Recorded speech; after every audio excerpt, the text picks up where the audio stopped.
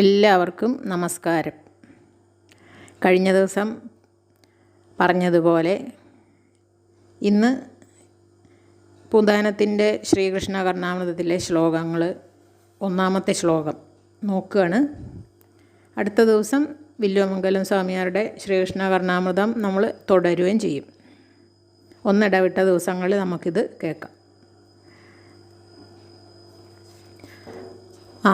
കമ്പൂണ്ടഷ്ടമീരോഹിണിയൊരു മകലർന്നോരു നാളർദ്ധരാത്രവും ചൊൽക്കൊള്ളും ചിങ്ങമാസേ മുഴുമതിയുമുദിക്കുന്ന മുഖ്യേ മുഹൂർത്തേ തൃക്കൈയിൽ ശംഖചക്രാംബുജഗദകൾ ധരിച്ചോരു ബാലസ്വരൂപം തക്കത്തിൽ ദേവകിക്കും കണവനുമണയെ ദർശിതം കൈതൊഴുന്നേൻ.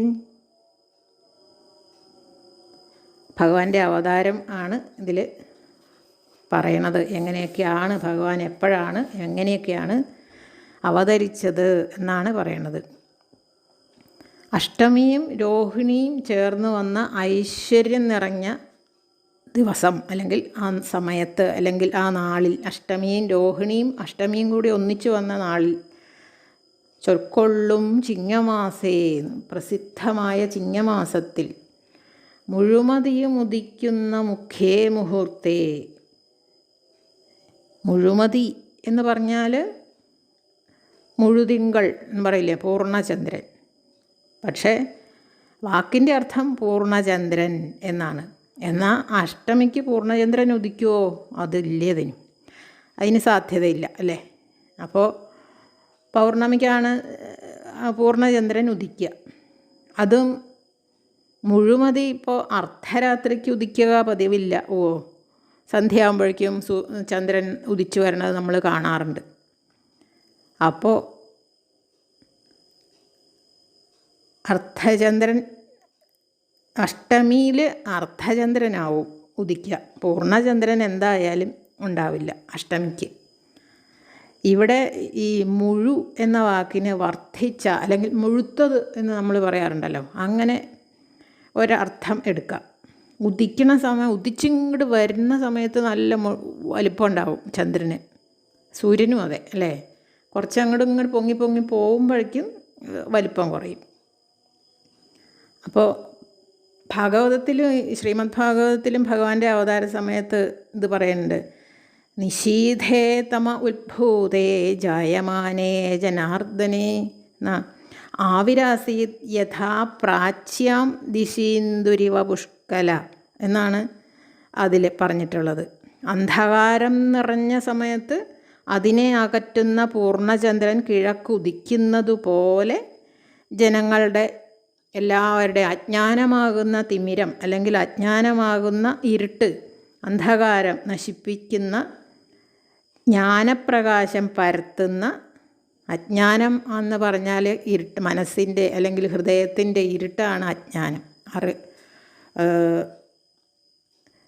അന്ധകാരം. ആ അന്ധകാരത്തെ നശിപ്പിക്കുന്ന ജ്ഞാനപ്രകാശം പരത്തുന്ന എല്ലാ ജീവികളുടെയും ഹൃദയ ഗുഹയിൽ വസിക്കുന്നവൻ ആണ്.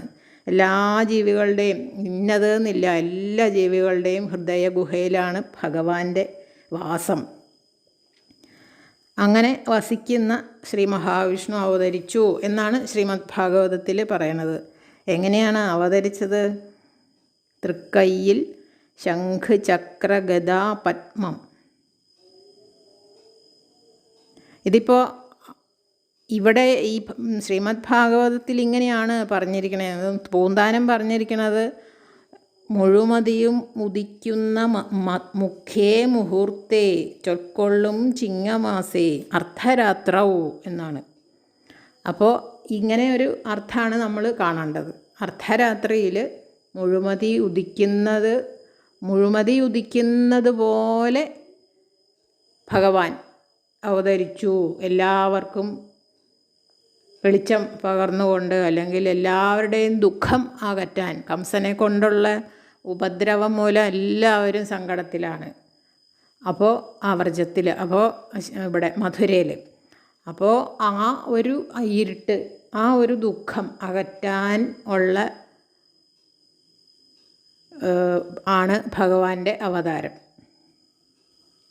അപ്പോൾ എങ്ങനെയാണ് അവതരിച്ചത് എന്നാണ് ഇനി പറയുന്നത്. തൃക്കയ്യിൽ ശംഖചക്ര അംബുജ ഗദകൾ ധരിച്ച് ആണ് ഭഗവാൻ. ശ്രീ മഹാവിഷ്ണുവിൻ്റെ അടയാളങ്ങളാണതൊക്കെ.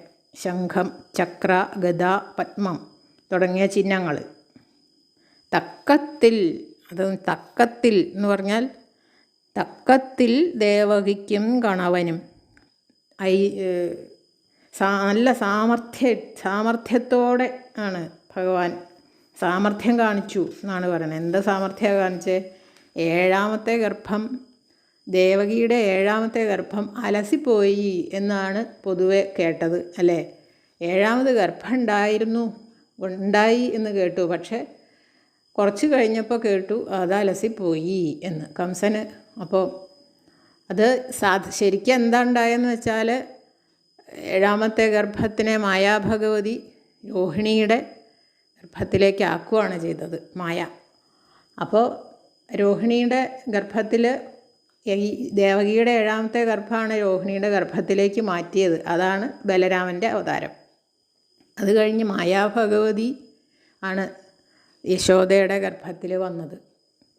പിന്നെ ഭഗവാൻ ദേവകിയുടെ ഗർഭത്തിലേക്കും വന്നു. അങ്ങനെ ഇതിപ്പോൾ ദേവകിയുടെ ഏഴാമത്തെ ആണോ എട്ടാമത്തെ ആണോ, ഏഴാ എട്ടാ എന്നങ്ങനെ ശങ്കയായി കംസന്. അങ്ങനെ ശങ്കിച്ച് അവസാനം തീരുമാനിച്ചു ഇത് ഏഴാമത്തെയാണ് എന്ന് തീരുമാനിച്ചു. അപ്പോൾ പിന്നെ ഒരു ശങ്ക ഉണ്ടായില്ല, എട്ടാമത്തെ ആളല്ലേ എന്നെ കൊല്ലാൻ വരുള്ളൂ എന്നൊരു സമാധാനത്തോടെ കംസൻ കിടന്ന് ഉറങ്ങുമായിരുന്നു. ആ സമയത്ത് എല്ലാവരും ഉറങ്ങുമായിരുന്നു എന്നാണ് പറയണത്. അപ്പോൾ സൂത്രത്തിലാണ് ഭഗവാൻ ദേവകിയുടെ ഗർഭത്തിൽ വന്നത്. സൂത്രത്തിൽ രോഹിണിയിലേക്ക് മാറ്റി, സൂത്രത്തിൽ ദേവകിയുടെ ഗർഭത്തിലേക്ക് വന്നു. അങ്ങനെ കംസനെ വഞ്ചിച്ചുകൊണ്ട് ആണ് തക്കത്തിൽ എന്ന് പറഞ്ഞാൽ, കംസനെ വഞ്ചിച്ചുകൊണ്ട് എട്ടാമത്തെ ശിശു നിന്നെ കൊല്ലും എന്ന് പറഞ്ഞ ആ ഒരു ഇതിൽ എട്ടാമത്തെ അല്ല ഏഴാമത്തെ ആവും എന്ന് കംസനും വിചാരിച്ചു. അങ്ങനെ ഭൃത്യന്മാരെല്ലാം കൂർക്കമലിച്ച് കിടന്നുറങ്ങണ സമയത്താണ് ഭഗവാന്റെ അവതാരം. അങ്ങനെ ദേവകിക്കും വസുദേവർക്കും മുൻപിൽ അവതരിച്ച, അല്ലെങ്കിൽ അവർക്ക് രണ്ടുപേർക്കും കാണാറായി വന്ന ആ ഭഗവാന്റെ ബാലസ്വരൂപം ഞാനിതാ കൈതൊഴുന്നു എന്നാണ് ഈ ആദ്യത്തെ ശ്ലോകത്തിൽ പൂന്താനം പറയുന്നത്.